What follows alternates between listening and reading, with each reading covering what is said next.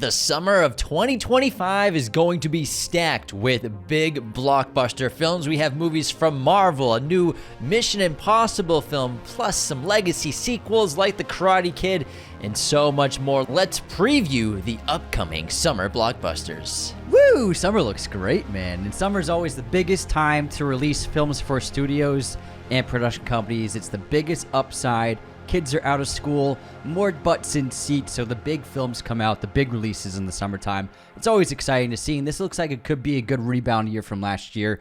Box office-wise, we're about the same with a slow start in the spring as last year, but I think the summer of 2025 has a huge, massive upside. We got 11 films here that are all, I think, going to be really good performers, and some of them are overlapping in a way that it's going to be like every weekend a huge release comes out for about a 2-month period, which is very exciting.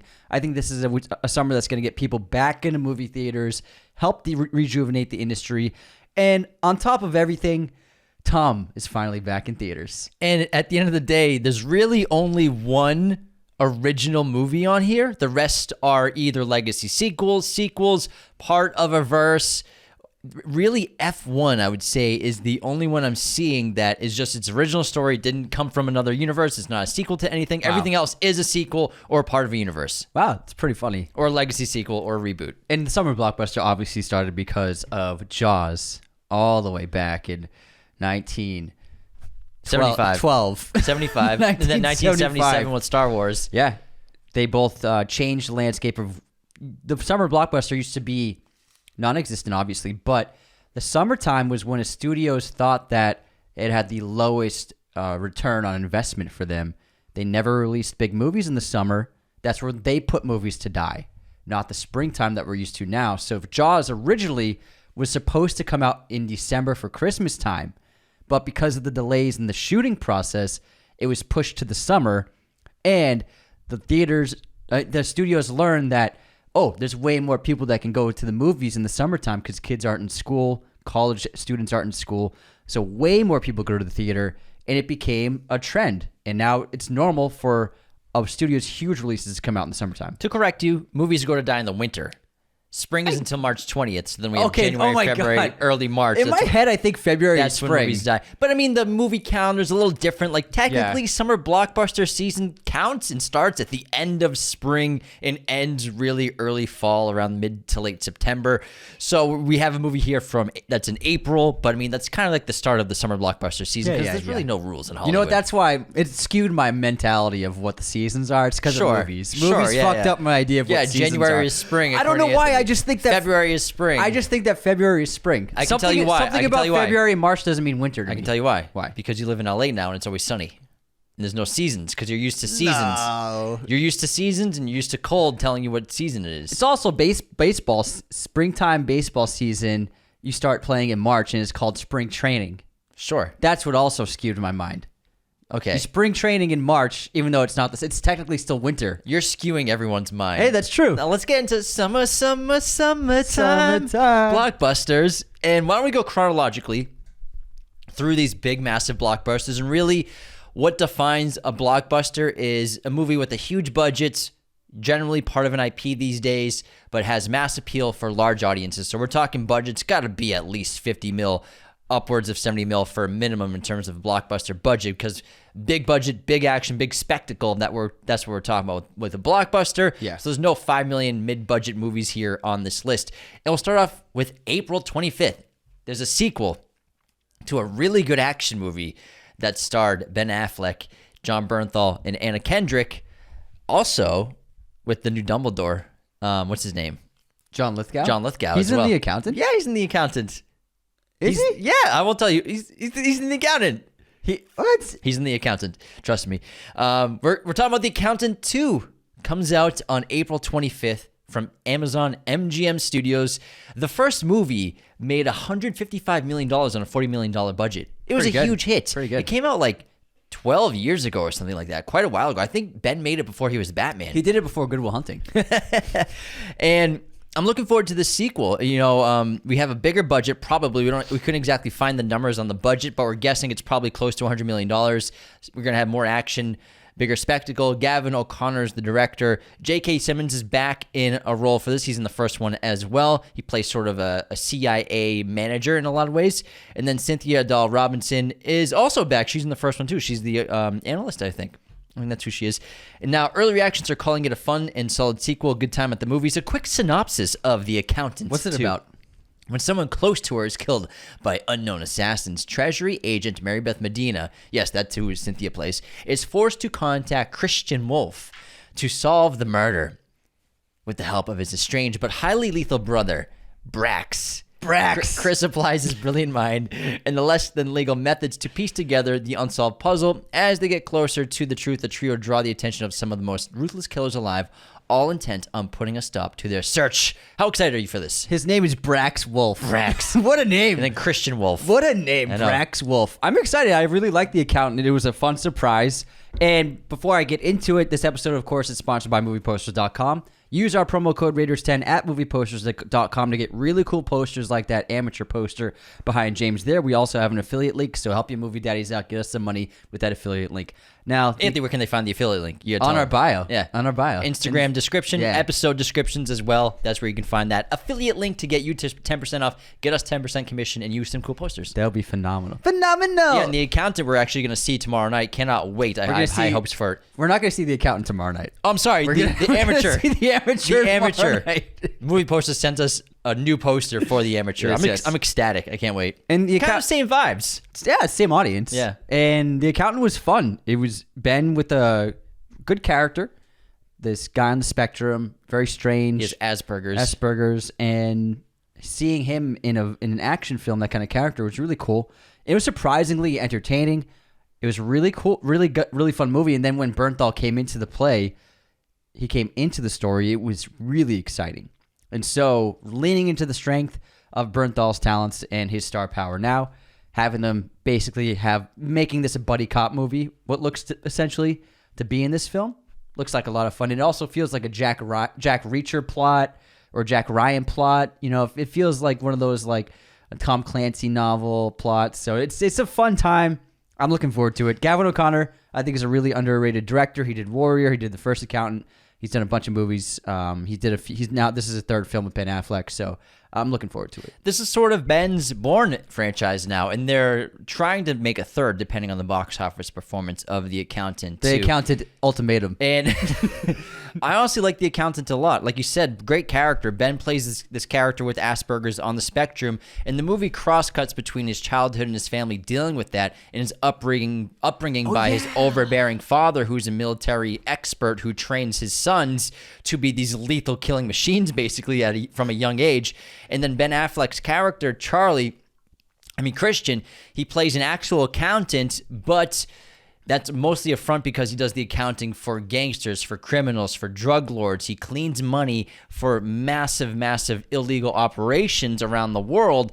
The CIA is after him. Obviously, the CIA plots mix with him, and they sort of become on the same side in a lot of ways. And he starts doing accounting for this company, of this robotics company. However, he finds out that there's some money that's going in the wrong way, but he opens up a can of worms, basically. But the character's awesome because he is a tactical killing machine. So isn't his brother. Bernthal, his brother, comes into play, like Eddie said, like about halfway through the movie. And man, he's magnetic on screen. The sequel looks like Eddie said, them two together teaming up on missions. The vibe feels pretty campy with awesome action. I can't wait. I think the first one's a very underrated movie for the action genre lately, because it was a bit unique in terms of we're getting a lot of action movies that feel the same in a lot of ways, whether it's a superhero movie or a sort of a company trying to do a John Wick type movie. This movie, I think, is in its own class and in its own world. There's no neon nightclub in this trailer. I don't think so. We'll have to wait until we see the movie. They might be hiding it. Can't wait. All right, let's move on to our next film on the list. Shortly after April 25th. By the way, The Accountant, you guys almost got the date right. It should have come out April 15th for tax day. But you can't win everything. It would have been great. Now, not everyone does the taxes the same date as America, Anthony. That's the deadline. Well, it's an American movie, man. It's an American movie. Anyways, a week later, on May 2nd, Disney's huge release of Thunderbolts hits theaters. Thunderbolts ***, stars Asterisk. asterisk. Asterisk. Ask Rick. What are you asking Rick? Ask Rick. Thunderbolts Ask Rick comes out May 2nd. You're still not saying it right. I Asterisk. know, I'm joking now. Oh, I thought. I'm joking now. Are you though? An unconventional team of antiheroes must embark on a dangerous mission that will force them to confront the darkest corners of their past. This has a budget of $180 million, directed by Jake Schreier, who is the director of Paper Towns and Robot and Frank. So very different films from a gigantic action comic book movie. The cast is stacked with Louis Pullman, Florence Pugh, Wyatt Russell, David Harbour, Sebastian Stan, Julia Louis-Dreyfus, and Olga Kurylenko, as well as many others. And I'm sure there's going to be some surprises that they got lined up that fans and audiences don't know anything about. I think this trailer is pretty enticing. I was not excited for this film, never really have been, but I think the recent marketing campaign has got me a little bit more interested. I think that this film has a lot of upside and a lot of potential. It's kind of like the underdog of Marvel right now. Like, what do they got to lose? Why not just go for it? And hopefully the movie is as fun as their most recent trailer made it seem. And I think that there is a huge upside to this, and if they pull this one off, it's a step in the right direction. But we'll see. It's not out for a couple of months, but we'll see. I'm worried that they sort of spoiled the stakes for this movie with their big Avengers Doomsday cast announcement, because pretty much everyone's chair is there that's in the movie except for Olga Kurylenko. But I'm still excited about it. But for me, it's killing the stakes because, a story is built on great stakes. If your characters are possibly going to lose, something or their lives, it makes the story that much better. But when we know they're all going to survive, it feels like they deflated the tension in the movie a bit for me. So I'm going to go into it excited to see it and can't wait to check it out. It looks hardcore. Sentry looks like a really badass villain if he's the big bad in it or not. And I believe Louis Pullman, he'll be playing Sentry in addition to playing Bob, right? Or what's his character's name? So Sentry is a split personality, and the villain will be the other half of Sentry's mind. Gotcha. I can't remember its name. Like but I meant like dark, his name. shadow. I meant his name when he's like in his Bob. his gown. Is it Bob like in Top Bob. Gun? Yeah, it's got to be a Top Gun reference. It's got to be. Yeah, it's got to be. And the villains look great. There's some dark moments in this movie like that. Really cool imagery of this darkness consuming people and killing them instantly and turning them into shadows on the ground. It's pretty hardcore stuff. The Void. Very hardcore. Very brutal. So I'm looking forward to it, and I like the tone. I like all the characters. Like Anthony said, the first trailer, it looked fine, but man, the one where they made the sort of A24 mashup trailer featuring all the people who've worked on A24 movies, marketing it like an A24 movie was very clever. That trailer went bonkers on the socials, Twitter, the webs. It was madness. It was for a whole day. That's all people were talking about. And I think that this movie has the potential to really be the restarting of the engine for Marvel. I still think Deadpool Wolverine was a big, great movie. However, it felt like it was sort of just like a temporary peak because of that tone of that movie so different than what the rest of the MCU should be or will be, probably, because Deadpool movies are so different. They're so silly and camp and fun, and it was a cameo fest, that movie. We all know what it was. That's what it was. It was a nostalgia cameo fest with some story that connects to the future of the MCU. But I think Thunderbolts will be that first movie going forward that really gets everyone set up, building the new blueprint and foundation of the MCU, because then we have Fantastic Four and Doomsday next year. We'll talk about Fantastic Four later in this episode. But yeah, we'll see. We will see about Thunderbolts. You know what I'm very, very much looking forward to? My most anticipated is the next and probably final Mission Impossible film from Tom Cruise and Christopher McQuarrie. Mission Impossible 8, The Final Reckoning, hitting theaters not that far away. May 23rd this year. 6 weeks. Paramount Pictures is dropping this movie. Holy crap, a month and a half. I can't believe how soon it's coming. The budget is gargantuan. $400 million for this fucking movie. This movie needs to make $1 billion to just break even. $1 billion. Because the marketing campaign, it's going to get started going soon, and they're going to probably spend $150 million on marketing. I think they would spend at least $150 on marketing. Yeah. And so this movie seems like it's going to cap off Ethan Hawke. I bet they don't. Ethan Hawke? Ethan Hunt. Handsome Hawk. Send him off into the sunset, probably, Ethan Hunt, with the option to return when he's 85 years old in a sequel, which I would be so for. Why not? The cast is massive. We have Tom Cruise, Simon Pegg, Ving Rhames, Haley Otwell, Palm Klimtoff, who both of those in the past film were really standouts for new characters. Vanessa Kirby's also back as the White Widow. Angela Bassett, Katie O'Brien, Charles Parnell, and Esai Morales, and because he was in the last film too, Gabriel. He was the villain guy he was fighting on top of the train. You saw it. I saw what? The movie. Yeah, I was just letting. I know. I'm just letting everyone know who Gabriel is. With you. Can I get through the cast? This fucking asshole. You're like the guy on the train. Yeah, I'm letting people know who he is. This guy. Listen, I'm trying to make sure the people who listen are having a good time and understand what we're saying. You like to not give people context consistently. You're the anti-contexter. I'm sorry, it's just the way you described him. Because I forgot who it was for a second. Anyways, Mission Impossible: The Final Reckoning. Do we have a synopsis for this? There's really no synopsis at all. I don't think you need one. I don't think you need one either. And I went through the trailer again. I'm trying to list out all the stunts that we could see. So I put together a little list. This is just from the trailer that's been released. I'm sure there's more. So there's the big propeller plane stunt where Tom is really strapped to a propeller plane flying for real. Then there's the deep underwater dive where I'm guessing his character will try to get into the submarine. There's what we see from the behind the scenes video he posted on his Instagram, Tom Cruise, of him possibly breathing his own oxygen while underwater.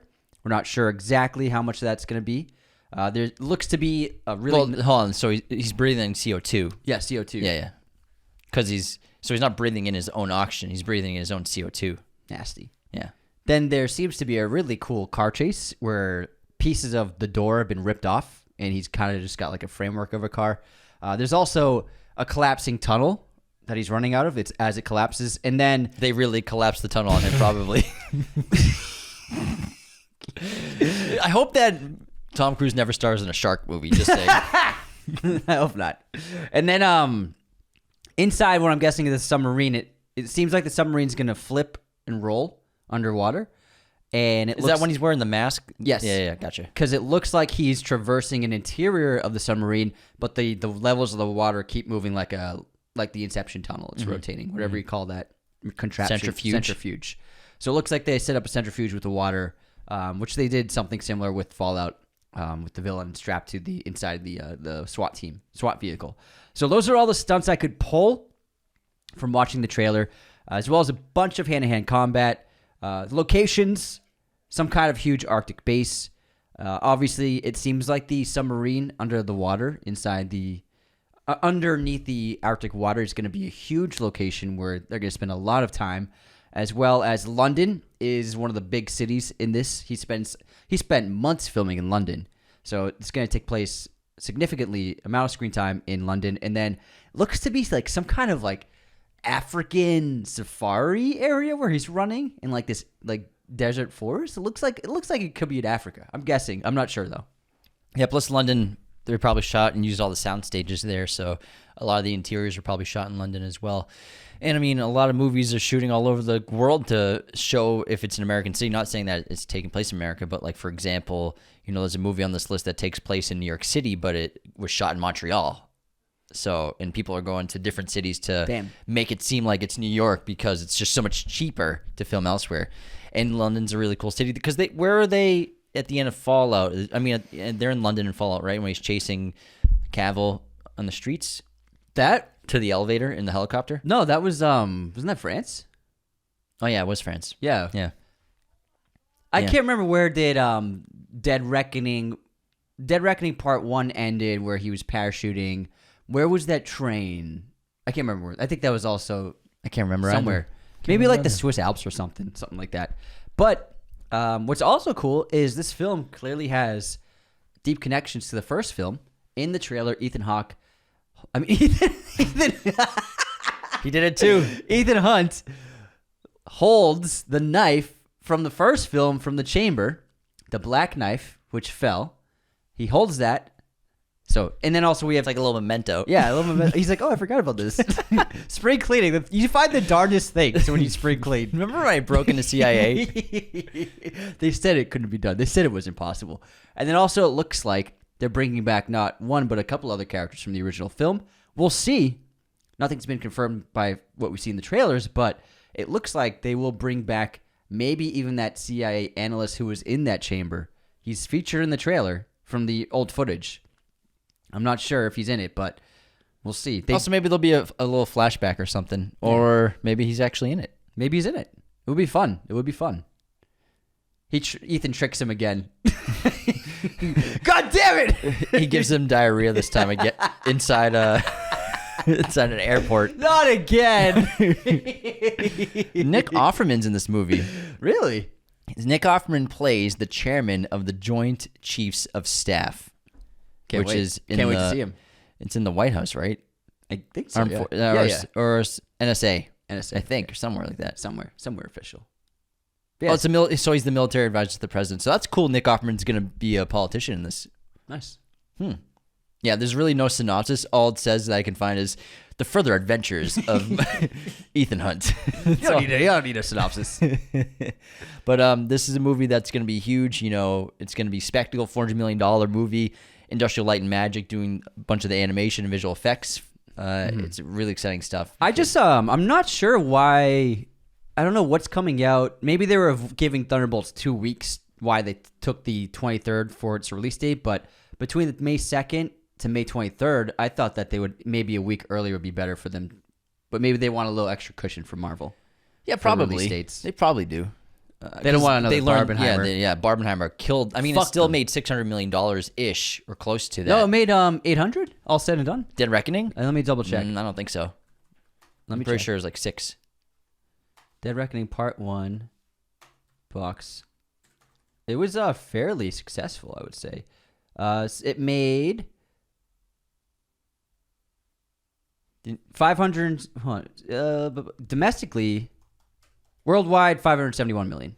I was pretty damn close. Told you. Pretty damn close. About 600. Yeah, I know that movie like basically probably didn't make money at the end of the day. I would say that broke even. Maybe. I would say that broke even. Maybe. It was a huge budget. But I mean, I'm sure it made money on rentals, made enough. Yeah, probably over time. But I mean, like they were only in IMAX for 1 week, and then Barbenheimer took over, so they were fucked. They had 1 week to themselves, and they were screwed after that. There's no chance to come back. But you know, I'm still insanely excited. Everyone knows how much we love Tom Cruise. Lauren Balfe coming back for the music is really exciting as well. He's really given a whole new sort of style and oomph to the franchise while maintaining the classical elements that we love so much. And I cannot wait to see my guy. I mean, it just looks really good. It looks really good. I can't wait. All right, let's talk about, for all the fans of Cobra Kai and The Karate Kid, a week after MI8, Sony is releasing Karate Kid Legends, which had a really good trailer, I gotta say. Budget of $150 million, filmed in New York, in Montreal for New York. This is the one you were talking about. The Karate Kid Legends is an upcoming martial arts film directed by Jonathan Entwistle, written by Rob Lieber. And this is going to be set 3 years after the events of the final season of the series Cobra Kai. It's the 6th installment of the Karate Kid franchise, following the Karate Kid starring Jaden Smith back in 2010. This will co-star Jackie Chan and Ralph Macchio, reprising their roles while introducing Ben Wang as the new main lead, alongside Joshua Jackson, Sadie Stanley, and Ming-Na Wen. It's the first one not produced by Jerry Weintraub, who died in 2015, but helped spearhead the franchise since its inception. So I gotta say, I've never seen Cobra Kai, but I know everybody loves it who's seen it. People always recommend it to me all the time. I just don't watch that much TV, but it seems to be like they've captured the spirit of the original film, which is really big for us in our childhood as kids. This, I gotta say, I was modestly excited for it, but I was really sold by the trailer. I thought the trailer was very strong and looks very exciting and feels like a really great spiritual successor to the original. Yeah, spiritual successor is a good way to put it. I think they dropped a new trailer pretty recently too. Yeah, they dropped a new trailer literally yesterday. It's pretty good. Okay. It heavily features Jackie Chan in this, in the new trailer. And the new trailer definitely sold me. and it's basically connecting every part of the Karate Kid world outside of Hilary Swank. And Sorry, Hillary. maybe she'll have a cameo. But Jackie Chan coming back as Mr. Han. He starred in the Karate Kid reboots that starred Jaden Smith as well. And he basically is recruiting Daniel to help train this new kid that he has, who he's training in Kung Fu, but he wants him to also learn karate. So it's a blend of Kung Fu and karate, a blend of Mr. Han and Mr. Miyagi's schools. And he's having Daniel teach him Mr. Miyagi's karate, which is really cool. And just making like a super karate kid, basically. Unstoppable. Yeah, Cobra Kai, I've never gotten around to watch it. We have some friends that were just in the last season as recurring characters during the tournament. We had Juliana Ramos Ortiz and Justin Ortiz. They played some of the guys and girls on the teams, which was so cool. They were also in our movie One Click, so give them the shout out. But they killed it, and Cobra Kai is so successful and such a booming world and TV show that obviously a movie to ignite and connect every part of that world was the next step. And it's a huge budget. That's a big budget for a Karate Kid movie. Yeah. Holy crap, $150 million. Of course, inflation, but still, that's pretty damn high. But, you know, the movie looks visually really, really good, and you have Jackie Chan in your movie, that guy gets paid, at the end of the day. I think that Sony felt confident in the film to give it that much money. I think it's going to be a hit. It has to be a hit. I mean, because we grew up watching Karate Kid, obviously, but think about all the kids who have grown up watching Cobra Kai over the last, 7 years since it started. They've not seen it on the big screen, so I think that this was a smart move by Sony to put this together based upon the new fan fervor for the IP. And Dominic Lewis is doing the music, who's a really good composer. He's done Kingsman, Bullet Train, Spirited, Violent Night, The Fall Guy. Recently, I don't know his stuff. I'm gonna have to check him out. Well, you've seen his movies. I've seen a few of them. Yeah, you've seen a few of his movies. Yeah. But he makes really cool music. Nice.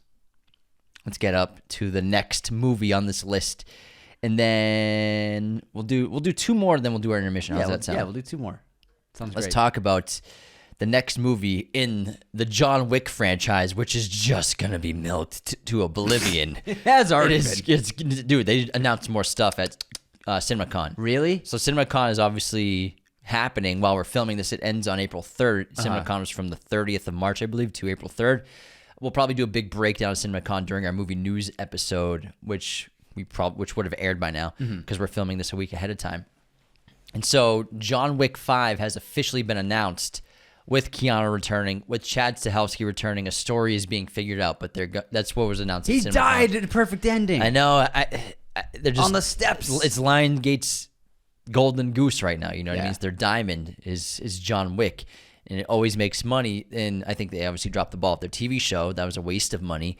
But John Wick is still selling, and I think if Ballerina is able to be a good performer at the box office, this franchise is just going to get a whole verse, and we're going to get so many spinoffs. This spinoff, I think, I have high hopes for. You know, starring Ana de Armas, Lance Reddick before he passed away, Norman Reedus, Keanu Reeves, Ian McShane, Angelica Houston, and Gabriel Byrne. Budget of $70 million. Comes out on June 6th. Again, that's from Lionsgate. It serves as a spin-off set between the events of John Wick Chapter 3 Parabellum and John Wick Chapter 4. And it follows an assassin trained in the traditions of the Ruska Roma organization who sets out to seek revenge after her father's death. Another revenge movie, which is, obviously a common motif in the John Wick franchise. This was originally directed by Len Wiseman. He filmed the entire movie, and then about 8 to 10 months ago, they brought in Chad Stahelski to do 3 months of reshoots. 3 months? Yeah, so wow. Stahelski did an overhaul of this movie. Mm-hmm. Clearly, Lionsgate and the studios were not happy with the cut they got from Len Wiseman, and so Stahelski basically redirected the whole movie and reshot a lot of it. Mm-hmm. This was written by Shay Hatton. And hopefully that fixed it. The trailer is really good.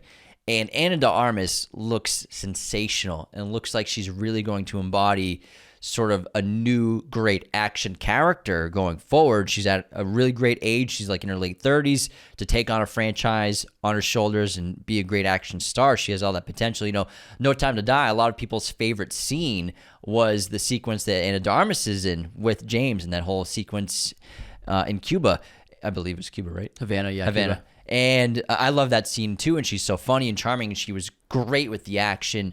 And obviously they're going to make her into a ballerina with a ton of, obviously, jiu-jitsu like in that school, but with the gung fu involved as well. And I think she's a great choice. And some of the sequences in this movie look excellent when it comes to the action. I'm not sure. The story will probably be the thing that can hold it back potentially if it had to get reshot so much. But man, the sequence where we're going to get a flamethrower fight where Anna's using a flamethrower, and I believe I read somewhere that she lights 50 people up.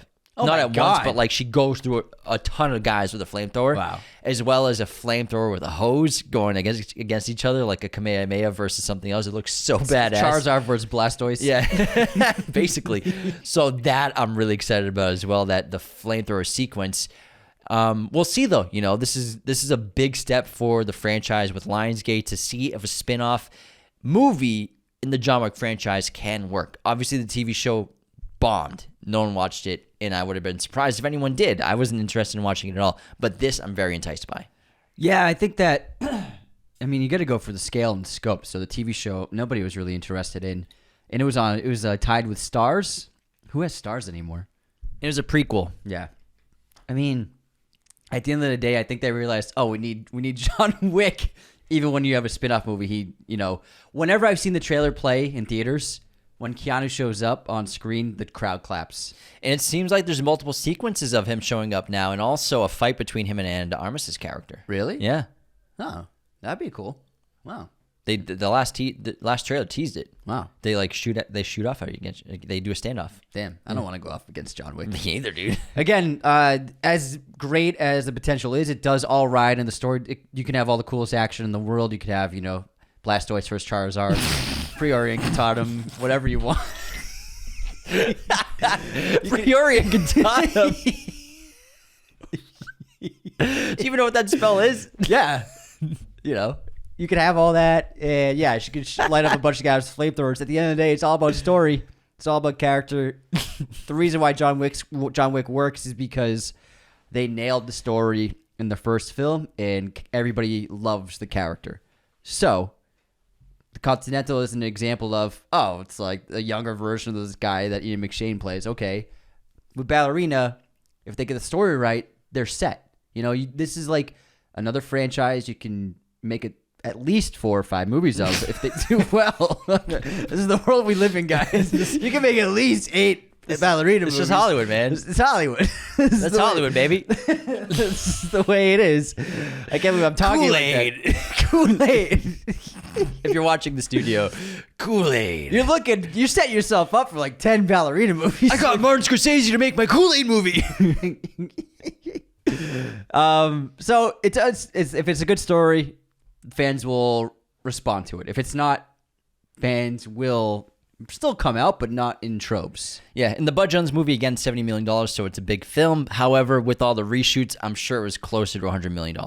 And John Wick films, as you see, like, they're never really that expensive. Yeah. They're not they're expensive, but they're not as crazy expensive as you might think. Mm-hmm. They never have been. They do a lot in camera. Yeah, that's it, yeah. They do a lot in camera. Low amounts of visual effects, except for, obviously, the giant roundabout in Paris in the last film. But other than that... Yeah, a lot of those cars were fake. Yeah, but it looked good. It did. Oh, man. I am excited for this next one. So tell us about it. Warner Brothers had a great CinemaCon, and... I'm sorry, Columbia. I'm sorry, I got mixed up. This is not Warner Brothers. This is Columbia, because Sony owns this property. They had a great CinemaCon too. They announced 2 Spider-Man movies, but we have 28 years later, coming to theaters June 20th this summer. Oh my gosh, this is the long-awaited 3rd movie in the franchise. It's going to reboot a new trilogy as well as probably some spin-offs, I'm sure. At least 10. At least We have to see 28,000 years later at some point. 28 decades later. 28 million years later. I want it. 28 centuries later. I want it. Now, written by Alex Garland, who wrote the first film. Directed by Danny Boyle, which is the secret sauce. This is why the second film didn't work out as well.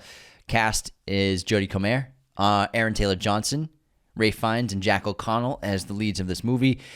Again, Cillian Murphy, people are speculating that he was not in the movie, but then at CinemaCon I'm hearing rumblings that Cillian Murphy is in the movie.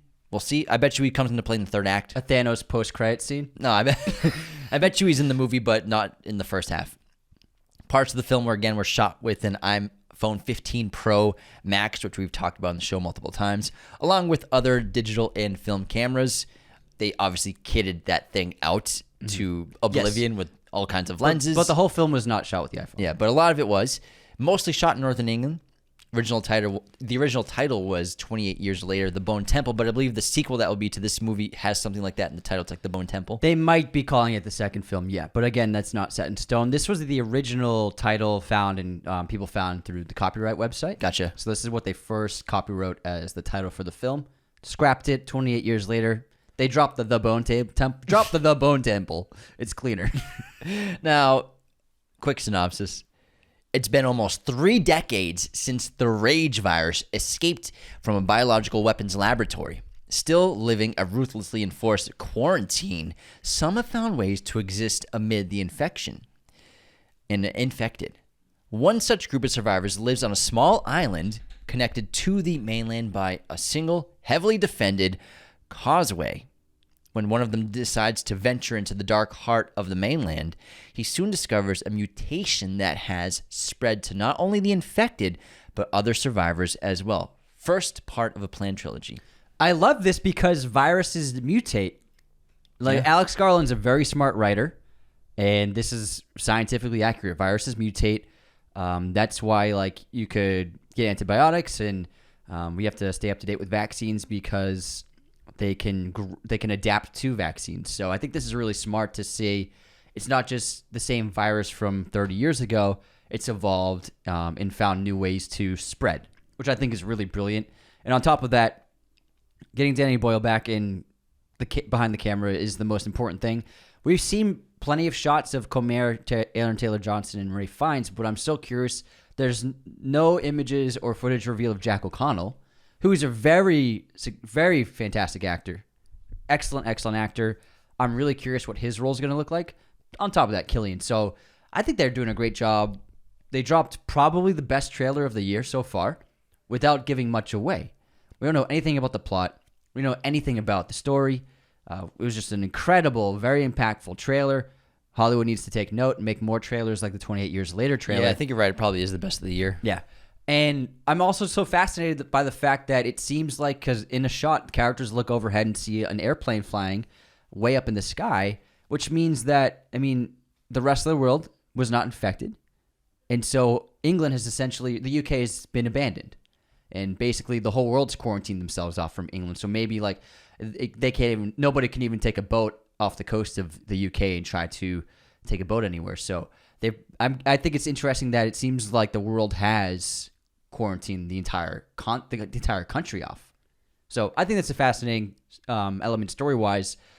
Plus, I think that Danny Boyle's always been on the cutting edge of filmmaking technology. I really can't wait to see what he's done with the camera work in this film. And we've theorized multiple times, what is this mutation? In the trailer, we don't really see the red eyes that are often associated, in the discolored eyes associated with the Rage virus like we get in the first film and the second film. And we get more human characters who are raging. So was there sort of a mutation where humans got infected, but they maintained their insights and their intellect and their consciousness while still being infected with the Rage virus? I also have a big question, too. If Cillian Murphy supposedly is in this film, and I hope Naomi Harris, yeah, will she be in it, too? I think that would be really cool to see her in the film. If Cillian is indeed in the film, I think it'd be great to see her in the film, too. I think if he's in it, she should be in it, too. Yeah. Because she's a huge character. One of the great parts about 28 Days Later is the bond they have from two very different people. She doesn't really want much to do with him, to ended up being they become partners and need each other to get through it all. It's got such a great ending. So I think if they're both in it, I would be so elated if I saw that. Yeah, I feel like there's no Jim without Celine unless she died or something. Yeah. You know, Celine's a great character and she's hardcore and she's a badass and she saves Jim. Jim saves her. So like their connection's so strong that I would love to see that in the sequel at some point. Mm-hmm. So I'm just so curious about this film. We'll see. Now we're about halfway through our list. Yes. So let's go to our intermission, take a little break, and we'll come back and talk about the rest of the highly anticipated blockbusters we have coming out this summer. And the best way to support the show, as you know, is to go to patreon.com/Raiders of the Lost Podcast and become a patron today, where you get awesome perks while being a subscriber to our Patreon account. Every patron has access to weekly bonus episodes, ad-free versions of every single episode, plus weekly bonus, ad-free. What am I missing? And access to our Discord. That's what it was. That's a big one. It's Patreon is essential to our show. We have 5 different tiers of membership for as little as $10 for an annual pass. You can be a member of our Patreon. Each tier comes with more and more perks, so check out which one's best for your budget. Another great way to support the show, leave those 5-star, count them, 1, 2, 3, 4, 5 ratings and reviews on Spotify and Apple, plus subscribe on YouTube. That's huge for us as well. I love to read the written reviews out from Apple Podcasts. People write the funniest, sweetest, nicest things on there, so we love to do that. It's one of my favorite things to do every single week. Plus, subscribing on YouTube is massive. Engaging with our comment, all of those likes, all of those comments count. They help our algorithm get fed to more and more people. So the more you comment, the more you like, and the more you share, the more it helps our show. And sharing is the best way for organic growth for our podcast. Sharing episodes from either Spotify, Apple, or YouTube, or even just content from Instagram, TikTok, Twitter that we're posting consistently every goddamn day. We spend a lot of time making all this content. We'd love for you to share it as much as possible. That's really how new people find us, is the reviews and the sharing of content. So thanks so much to everyone who does that. Look at that poster behind James. It's pretty cool, It's right? The amateur. That looks fire. We are seeing it very soon at the Grove. I cannot wait to see it. I'm looking forward to it. That is a double-sided, huge movie theater quality poster with a backlit frame, which just really pops. We got this courtesy of movieposters.com, our incredible sponsor who have decked us out with all the posters we could ever want. They are the #1 place to get your posters online. They have a huge selection of pretty much every film and TV show imaginable in their poster library, as well as upcoming films that haven't been released yet. If you want to get your Fantastic Four poster, go get that at movieposters.com. Jurassic World, 28 years later, they're all at movieposters.com. They also have a huge selection of classic films, international films, as well as really interesting alternate prints of some of your favorite movies of all time. They also distribute collaborations between really cool poster artists and movie studios, you know, the kinds of artists who make like really cool limited release art prints of famous movies. You can get a lot of those at movieposters.com, as well as collectible items like lobby cards, original movie stills, original movie poster prints of classic films. These are highly valuable, huge collector's items worth a ton of money if you save them and keep them for a while. All of your poster needs, whatever you want, as a film fan, as a TV film, go to movieposters.com and use our promo code Raiders10. That will always get you 10% off your order. And don't forget to use our affiliate link, which is included in the bio of this episode, as well as our social media bio. Use that affiliate link whenever you buy a poster from movieposters.com. James and I get a little cut of it. That way you can help your movie daddies out. Movie daddies. Movie Daddies, I like that. We should change the podcast name. Movie to Daddies. That's what we should have gone with. Yeah, Movie Daddies is pretty fun. We're the Movie Daddies. Yeah, if we go back in time, would you change the title of the show to Film Boys or Movie Daddies? That'd be fun. I would.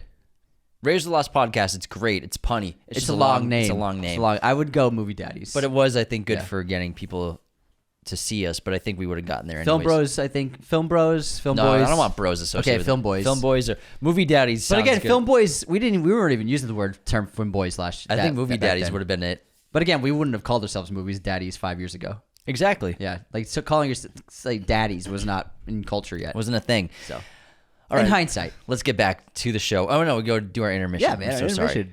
Hold on, man. We got unsubscribes. We got trivia. I know. That's not what I meant by saying pump get back. the brakes. I meant like get back away from the movie daddy talk and start with our movie quote competition. Are you ready? Ready.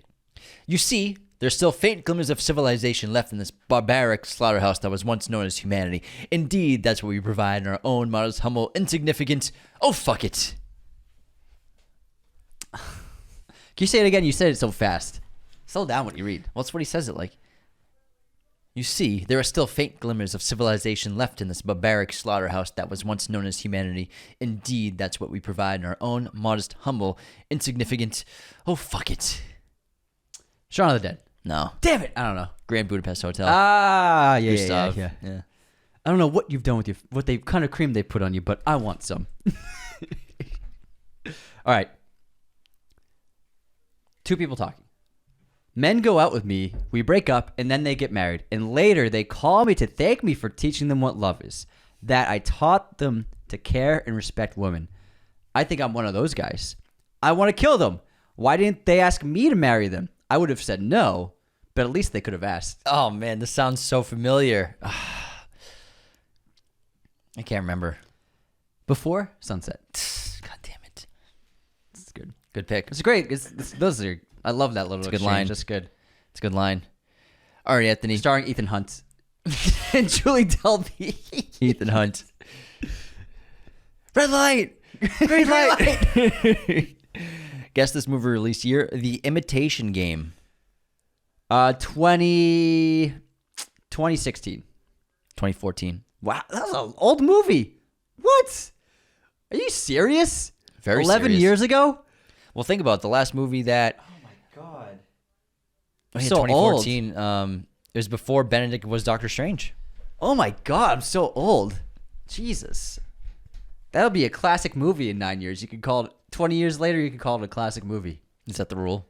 I feel like 20 years is a good distance to call it a classic. So Batman Begins is a classic movie? Yeah, a modern classic. Nice. What year did Training Day come out? 2001. Correct.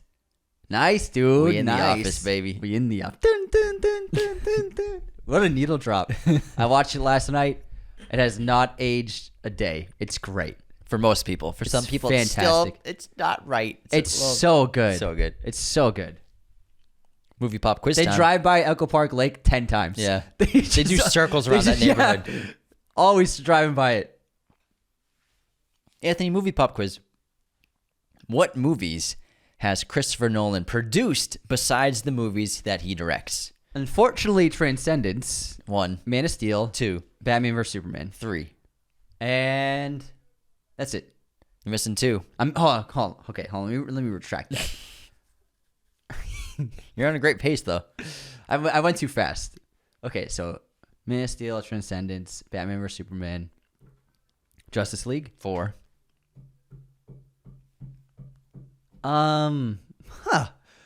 They produced another one? It can't have been another Snyder one.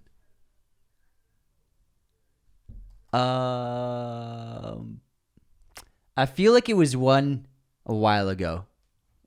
In like the 2000s. Nope. Fuck. I don't know. Zack Snyder's Justice League. Shut the fuck. Get the fuck out of here. Get the fuck out of here. Motherfucker. Get the fuck out. Get your hands in the air. Get the fuck out of here, man. According to IMDb. You're right. They're separate movies. They are releases. separate movies. What's yours? Ethan Hawke hunted Nicolas Cage in what film? Ethan Hawke hunted? Did you see what you just did? What? Because we keep mixing up Ethan Hunt with Ethan Hawke. You just put Hunt after. Accident. Wow, full circle. That's crazy. That's pretty funny. I wrote this morning. That's pretty funny. It's wild. Can you say it one more time? Ethan Hunt hawked Nicolas Cage. Ethan Hawke hunted Nicolas Cage in what film? He knows it. He's smiling. Lord of War. Well done. Correctamundo. Banger. Correctamundo. Awesome opening to that Great movie. opening. Yeah, I love the opening of that movie. Great opening. All right, Anthony. What do we got for haters this week and unsubscribes? The haters. I'm going to pull up a 5-star review while you do that. First up, we got John Cusack DM'd us. Real John Cusack official. Heard y'all been trashing me. Catch me outside the Arby's or I'm unsubscribing from the Patreon. Did you reply to John? I said, which Arby's?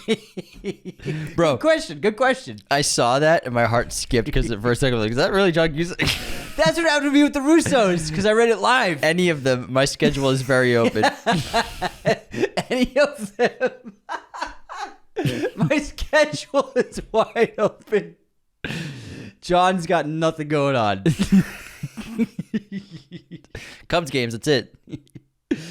All right, next up, Joshua. On Letterboxd, most watched movies. I'm going to go home crying since y'all forgot to mention The Batman as the latest standalone superhero movie. Unsubscribe! Yeah, we totally did. But is that like a Catwoman team up? Kind of, I guess. It's standalone. Yes, I guess it's standalone. I mean, is Dark Knight Rises a standalone? Yeah. No? Why, because Catwoman's in it?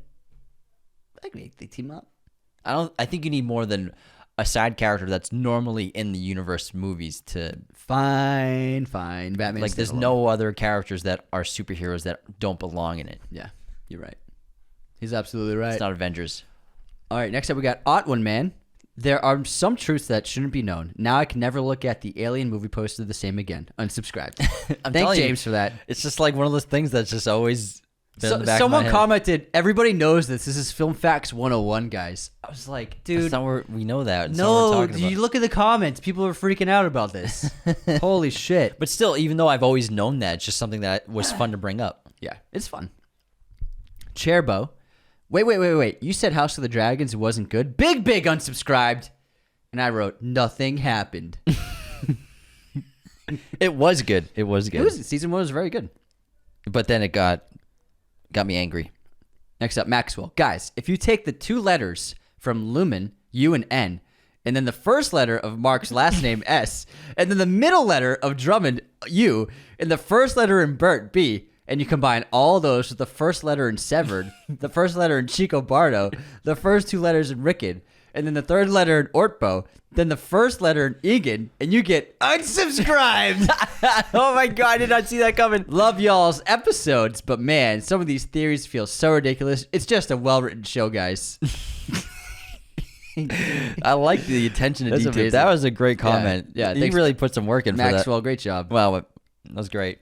Arabella Mason. Oh, thank God James is trying really hard to let the people know there are spoilers in this episode. Me, a painter, my coworkers, constantly wondering why my ears are covered in paint.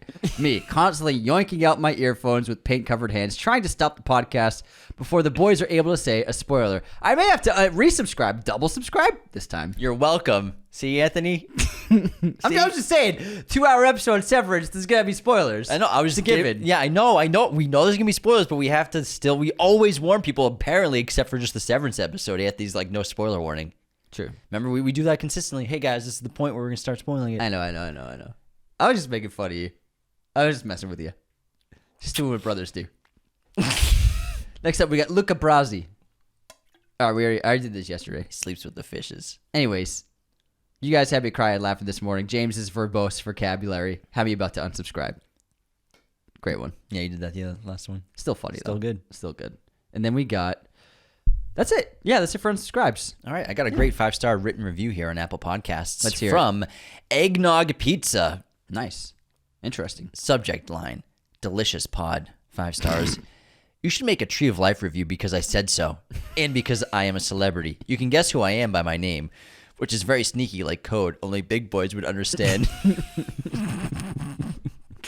And by the way, the pod is a good, tasteful, and funny, and delicious, and has a touch of skibbity. P.S. That 5-star review that asks for the Tree of Life review is right. Psst, psst, psst. Relzer. That was a great review. A little unhinged. I love it. Skibbity. Yeah, that was an unhinged, funny podcast. Eggnog Pizza. Eggnog Pizza. Great. Imagine if it That's actually the is. username. Imagine if it actually is a celebrity. I hope it is. Watch, it's probably like Robert Pattinson. Hey guys, it's fun meeting you last week. Big fans. Big fan.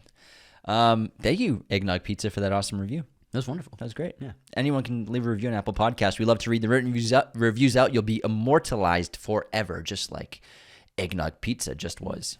Fuck yeah. Anthony, what's your streaming rec? The Studio on Apple TV. You did that last time. Did I? Yeah.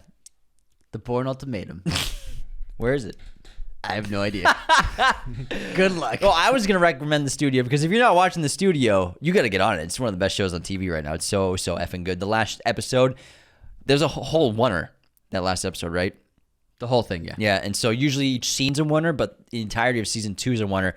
And man, they nailed it because they're just it's a big meta breakdown of like how he's excited to be there on set for the winner while they're filming a winner. And it's during sunset too at the end. It's awesome. Perfectly timed. Yeah, it's great. Yeah. All right, let's get back into our episode of upcoming and highly anticipated summer blockbusters. Summer 2025. 2025.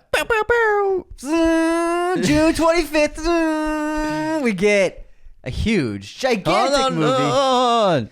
I skipped one. On June 13th, we get... Is this a radio show? It's like a monster truck advertisement? Hey, we're changing the game, man.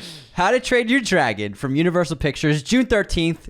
Budget of $250 million. Written and directed by Dean DeBlois, who did the first 3 films. Totally did them. He did them hard. Starring Mason Thames, Nico Parker, Gerard Butler, Nick Frost, Julian Dennison, as well as a ton of other actors. On the rugged isle of Berk, a Viking boy named Hiccup defies centuries of tradition by befriending a dragon named Toothless. However, when an ancient threat emerges that endangers both species, Hiccup's friendship with Toothless becomes the key to forging a new future. Together, they must navigate the delicate path toward peace, soaring beyond the boundaries of their worlds and redefining what it means to be a hero and a leader. This looks like a really pitch-perfect adaptation of the films. Great sign that it's made by the same filmmaker, because you know it's being made with a lot of love, reverence, and attention to detail. We saw footage of this film at a really cool event. We saw the trailer before anyone else in the world saw it, and then we saw some scenes and some sequences. And man, the first flight sequence is going to be it's going to knock your socks off, guys. It's really chef's kiss, really fun. And I like the cast. I like the world building. On top of that, they spent $50 million just on pre-production because for 9 months, they spent 9 months building the sets and infrastructure. They're not going heavy green screen. They are going practical as much as they can. And you can see that in the footage. You can see that in the trailer. Real locations, real sets. It makes a world of difference. Obviously, flying sequences, yeah, you're going to shoot that blue screen, green screen. But they're doing so much practically in camera, and it really looks fantastic. I got to say, for fans of the movies, if you grew up watching these movies, get excited because this is going to live up to all of your expectations. We also got to meet Dean. Yeah. And we chatted with him for like 10 minutes. And he was so grateful for us being there and being excited about the movie. And he's just basically said, like, if someone was going to do this, it was going to be me. I didn't want it to get ruined. He, like a lot of us, and a lot of you listeners, have been unfulfilled and unsatisfied with all of the live-action remakes of all these animated movies from the past or CGI movies that came out very recently. And, you know, that's the name of the game right now. It's Hollywood. They're making remakes of everything. It's live Hollywood. Action. Kool-Aid. So this was going to get done. And I respect him for being like, all right, if it's going to get done, at least I'm going to do it. It's the first time he's done live action before, which is really cool as a director. And so it's a whole new experience for him. And he was talking about that. Plus, he basically said that the motto and like the philosophy of the entire production is to treat this movie like it came before the animated movies and make it seem like this was the first one. Now, what would we do versus just trying to replicate everything that we did with the animated version? Try to make it seem like the animated version came after this. And so making it an origin for all kinds of things, as well as you have to alter designs of dragons because even though they work really well with CGI and they're more cartoonish in the CGI animated version, you have to ground it in reality for the live action, just like all the other parts. And you know what? When we saw the footage, I was blown away. I was caught off guard by how good this whole movie looks, and I can't wait. I'm very excited about it. Plus, John Powell's coming back for the music, which is going to be great. Oh, his theme is awesome, man. I've been listening to it all month. Yeah. It's a really good theme. It's a great hero theme. You know, it's like a great Hans Zimmer hero theme. I love dun, dun, dun, dun, dun. And Dean said that obviously Powell did 3 scores, and this is the same story of a score that he'd already written for a film. But he said that John Powell is mixing it up and trying new things to make it feel and stand on its own. So I can't wait to listen to the music. And I got to say, don't sleep on this film making a truckload of money. Don't sleep. The fans of this film love it. It's a highly rated trilogy, huge fan base, and I think they're going to come out, and I think this is going to be one of the biggest hits of the year. I think it could hit $1 billion. I really do. It has about 2 weeks before the next big release in theaters, so it's got like 2 weeks in IMAX and 2 weeks in theaters, really, because it comes out. Oh, I'm sorry, this comes out before 28 Days Later too, 28 years later. So we made a mistake. This is June 13th. June 13th. Yeah, so different audience from 28 Years Later. definitely. So I think that, I mean, it's a stacked summer, but How to Train Your Dragon can make a really good income. I think close to $1 billion easily. Man, June's so stacked. Ballerina, then How to Train Your Dragon, then 28 Years Later. And Goodness. then our next film, F1 on June 25th, 2025. Apple and Warner Brothers worked on this together. Oh my God. This is one of my most anticipated movies of the year. Brad Pitt is going to rock this movie. I cannot wait. This is Joseph Kosinski's next film, written by Aaron Kruger. Joseph, who obviously we know did Top Gun, Tron Legacy, fantastic director, breaking boundaries when it comes to filmmaking in extreme situations and extreme environments, like inside of a jet or inside of an F1 car going over 250 miles per hour. Brad Pitt stars in this, as well as Damson Idris, Kerry Condon, Javier Bardem, Lewis Hamilton, who also serves as producer. He was basically the face of the movie Gran Turismo in real life. That was his story. It's based off him, which is very cool, as well as with dozens of real F1 drivers, produced by Apple, co-distributed by, and distributed by Warner Brothers. So Apple made the film? Yeah. And then Warner Brothers signed a deal to do all the theatrical release. And this was delayed quite a bit because of the SAG strikes. Yeah. But they finished up production. They were literally filming at F1 races when SAG strike hit, and so they had to leave production.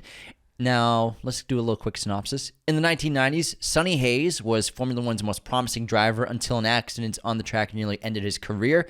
30 years later, the owner of a struggling F1 Formula One team convinces Sonny to return to racing and become the best in the world, as well as grooming up their next big young star. I think this looks so exciting. I love the new trailer that they dropped. We finally got a sense for the story and who this character Brad Pitt's playing is. I love the practicality. I love the fact that so many real drivers were used in it. Brad Pitt and Damson Idris did a lot of training and drive a lot of the real cars. Although, after some research, they didn't exactly drive the exact F1 type vehicles, but they drove modified vehicles that are pretty close. Had to make it a little safer. Yeah, it's safer and easier for them to use because they are not obviously professional drivers who have been working at it their entire lives. But many of the drivers in the film are real Formula One drivers, which I think is really cool. Fans of the sport will be able to see many of their favorite faces. So it's going to be super, super accurate, very practical. But for all of the car heads out there, it is not going to be the exact right vehicle. A lot of people there are going to be purists who will complain. They already have been in the trailer comments. You can see them. But guys, it's the closest they can do. You know, It's a movie. This is not real life. It's not a real F1 race. But I think this looks super exciting. It looks like it could be Apple's biggest hit yet. It's one of those movies where I'm so curious to see what the audience reaction and box office performance will be, because this is a sport that's watched around the world. This is a huge sport outside of the United States. The United States is dominated by NASCAR. And NASCAR is going to be in this movie. You know, Sonny is NASCAR driving when he gets called up for F1. Gotcha. That's what the new trailer talks about. Cool. He's like, when's the last time you won a race? Oh, last week. And he's like, not in NASCAR, in F1. He's like, ah. So NASCAR is the number one spectator sport in the United States, and it's really what a lot of people here watch when it comes to racing. That's a mind-blowing fact. It's nuts. I blew Anthony's mind with that the other day. Now, F1 is so big in other countries, especially in Europe and around the world. It is enormous. It's a massive, massive sport. So I'm curious to see what the international performance will be for this movie. I'm guessing really, really high, because you have a star like Brad Pitt that everyone knows, everyone loves, coming off, you know, a booming career in his post like prime, and he's still killing it. He just won an Oscar 5-6 years ago, and he's just the man. So I'm super excited about this, but still, again, very curious about the performance. I wouldn't be surprised if it made it 2/3 of its box office internationally. I would not be surprised. Yeah, we'll see. Also, did you hear the news about Once Upon a Time in Hollywood sequel? I couldn't tell if this was I hate April Fools. I fucking hate April Fools with the internet and with CinemaCon happening at the same time. April Fools at this point, if you're on like Twitter and Instagram, is just people just lying. It's just lying We to don't get, do it, get yeah. engagement. Yeah. It's annoying the fuck out of me. I think it's a true story, though. It seems to be a real story. It's being covered by Everyone's covering it. yeah. Since everyone's covered it, And the people have been covering it today, the second. So it's not April Fool's anymore. and they're still covering Yeah, it. so Once Upon a Time in Hollywood follow-up movie is in the works with Brad Pitt coming back as Cliff Booth. David Fincher is directing the movie, and Quentin Tarantino wrote the script. Apparently, unless it's all a spoof and an April Fool's joke, apparently Tarantino had more writing for Cliff Booth's story. Brad Pitt wanted to hear more and wanted to try to make a movie. From what the stories say, Tarantino's like, I'm not making another one. But Brad's like, what if I got a director to do this story that you wrote? And Tarantino said, depends on the director. And then Brad Pitt came back with David Fincher, who's Tarantino's favorite director working today. That's what the stories say. People are reporting on it today, the 2nd, so it could be legit. I think Who it is knows? legit, and I heard that Netflix will be funding it. It's like, I mean, honestly, it's genius to release it on April Fool's because it sounds so unbelievable. Tarantino sequel on Netflix sounds unbelievable, so why not post it on April Fool's Day? For tons of engagement. It's possible. I mean, that would be cool. Finally, Fincher and Pitt can reunite again. Yeah. Since Benjamin Button. Long fucking time. And they work really well together. Yeah. And maybe he'll shoot on film. Fincher? Yeah. Why would he shoot on film? Because the first film shot on film. Yeah, but that's not Fincher. I know, but Fincher doesn't shoot on film. I know he doesn't. I don't think he's gonna. We'll see. I don't think he would. Maybe Tarantino's like, because he's such a purist, he's like, if you're going to do it, you're going to do it on film. You just said he's his favorite filmmaker. Why would he want to get in his business and make him do things differently? Yeah, don't get He's just a screenwriter. don't want to get in his business. Once he writes the script, it's he doesn't have control of the movie. I think he just let Fincher do his thing. We'll see. Let's talk about July 2nd from Universal Pictures. We have Jurassic World Rebirth, the new legacy sequel reboot franchise building movie to the franchise that's been legacy rebooted. You can get at least 10 times. more, guys. Yeah, so this is going to be Jurassic World's new big film. Budget of $265 million. I wonder if they did that on purpose for like 65 million years ago. The dinosaurs were here. Directed by Gareth Edwards. I know, it was just a joke. Relax, Anthony. I calmly said, I don't think so. You shouted. Calmly. Written by David Koepp. Cast includes Scarlett Johansson, Jonathan Bailey, Mahershala Ali, Rupert Friend, Ed Skrein, and Luna Blaze. Lots of EIs in this cast. Set 5 years after the events of Jurassic World Dominion, where the locusts consumed the entire planet. Just kidding. Earth's environment has largely proven inhospitable to dinosaurs. The surviving creatures now reside in remote tropical locales, reminiscent of the environments where they once flourished, and now Zora Bennett leads a team of skilled operatives to the most dangerous place on Earth, an island research facility for the original Jurassic Park. Their mission is to secure genetic material from the dinosaurs whose DNA can provide life-saving benefits to mankind. As the top-secret expedition becomes more and more risky, they soon make a sinister, shocking discovery that's been hidden from the world for decades. And this is set 5 years after Jurassic World Dominion. The environment's been inhospitable to dinosaurs, so they've all gone to areas that are more remote away from human populations. Mate, I already said this. Did you say that? Yes. I already said that. I like how you're putting in your own words, but I already said this. Good job. Thanks. Good job. Literally the first thing I said. I gotta say, when they announced the film, I was like, another one. Then I saw the trailer. I was like, it looks pretty good. It looks pretty good. Yeah. I don't have high hopes for another Jurassic World movie. I think that Dominion was just one great big pile of shit.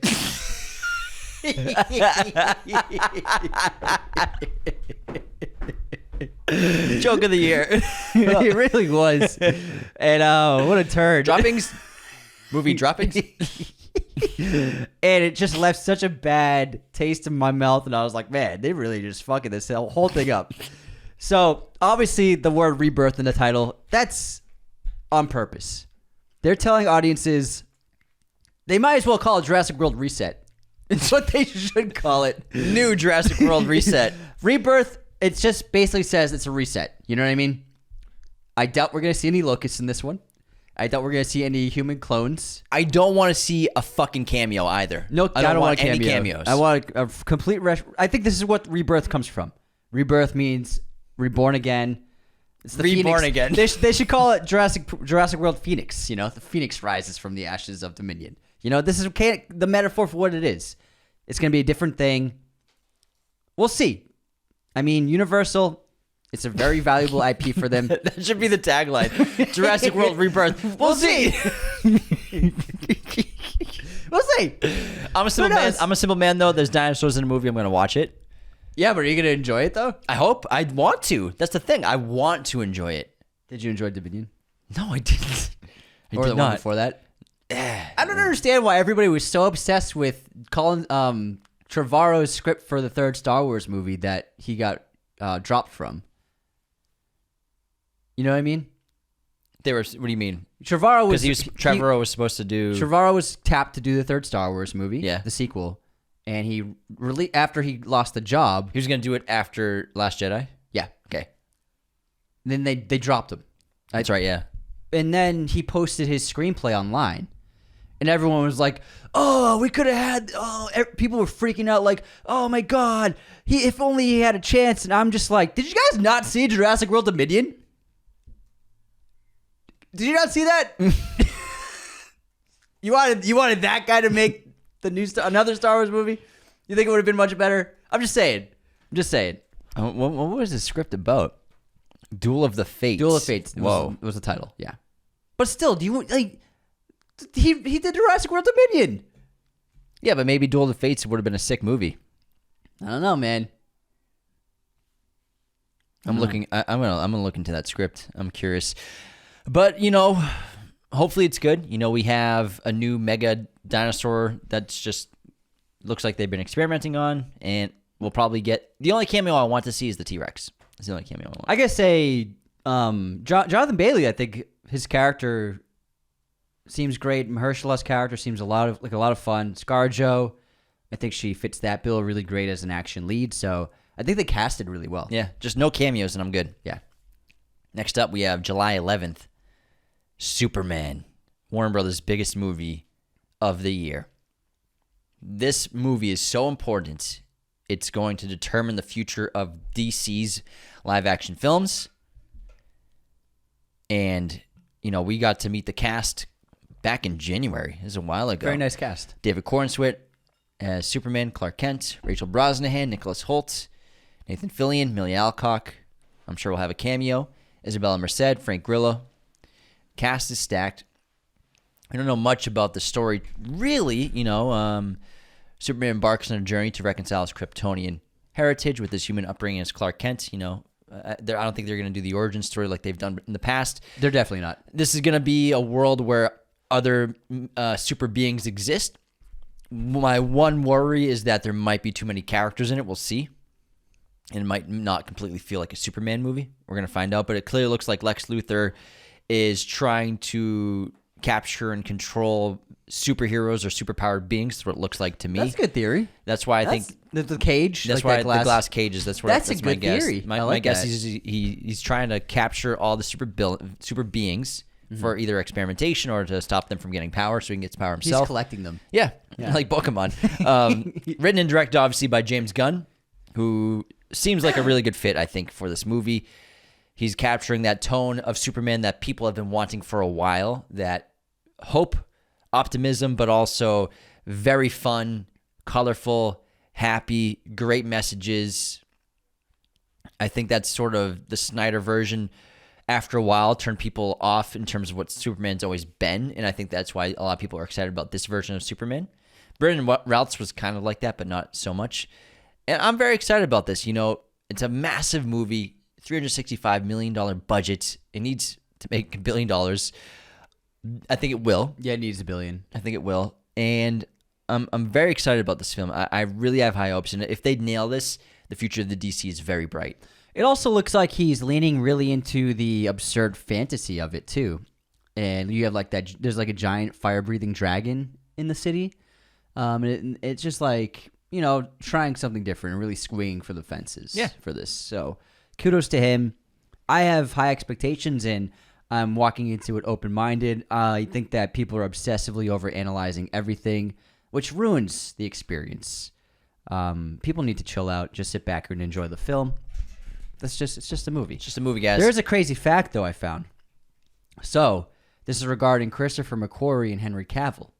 Before the release of their film Mission Impossible Fallout in 2018, the two of them pitched a take on a new Superman film to Warner Brothers, but Warner Brothers decided not to pursue it in favor of resetting it, which is a really interesting fact. And McQuarrie clearly wanted to make it. Whoa, Christopher McQuarrie, Superman script.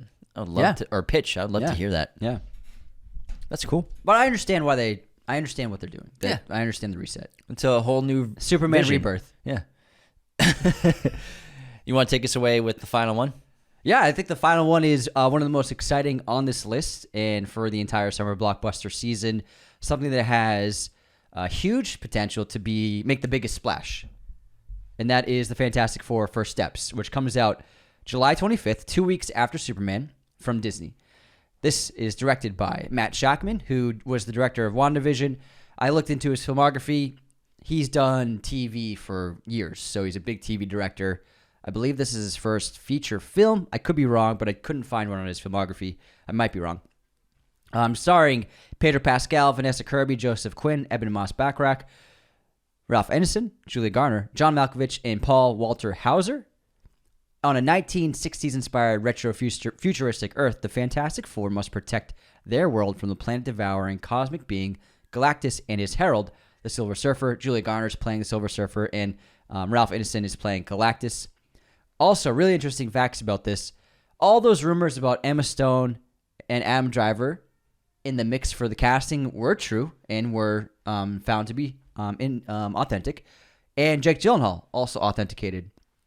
So Jake Gyllenhaal, Emma Stone, and Adam Driver all turned down roles in the film due to salary demands. Emma Stone wanted about $20 million, and you could assume Jake and Adam wanted about that too. But Marvel Studios did not want to shell out that much for their actors. So I'm guessing, they still got an amazing cast. I'm guessing Pedro and Vanessa, something closer to $5 million each maybe.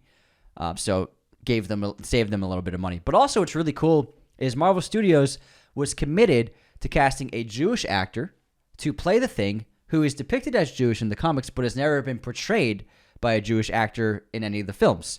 So Ebon Moss-Bachrach, as a Jewish actor, is the first one to portray the character in a Fantastic Four movie, which I think is really cool. Nice. He's directed a film before. Okay, what was it? Matt Shakman, his first film, his feature film debut was 2014's Cut to Bank. And then after that, he didn't direct a movie until Fantastic Four, but he's done a ton of TV. A lot of TV. He's done a ton of, he's directed episodes for New Girl, Mad Men, The Good Guys, Chuck, Fargo, Severance, Succession, The Great, The Boys, Billions, Game of Thrones he's done episodes for. I believe he did the pilot of The Great too. Possibly. Which is always a big deal for a TV show. Yeah, I think he did. He did the great episode. WandaVision, of course, he directed the entire series. But man, he's done episodes for a ton of shows. Yeah. House, he did a bunch of episodes for. Psych.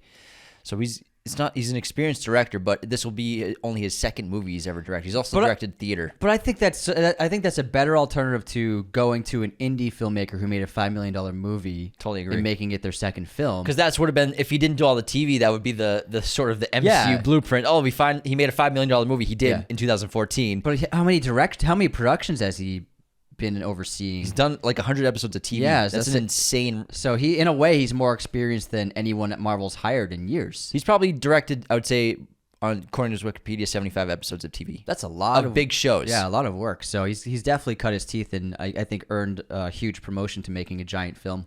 So I think that it seems to be like it's in good hands because I liked WandaVision, but I thought it was, even though I didn't end up really loving it, I thought it was really well done. It's the best of the Marvel shows. I thought it was really creative. And I think it's the best Disney Plus show probably when it comes to production. It's the most well made. So I think he's a good choice for the director. And it seems to be like they're heading in the right direction. The footage they've released, concept art, it looks really fresh, really exciting. And again, I think out of all the summer movies, this can make the biggest impact culturally. It has the potential to if it's great.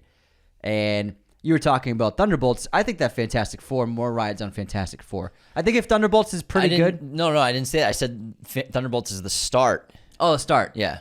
Okay, Fantastic I see that. Four is way more important than Thunderbolts. That's what I was going to say. You're right. It is. Thunderbolts is like a start, and then Fantastic Four is like the engine. If Fantastic, it's Superman. Yeah. If they don't nail Fantastic Four, it's gonna be tough going forward.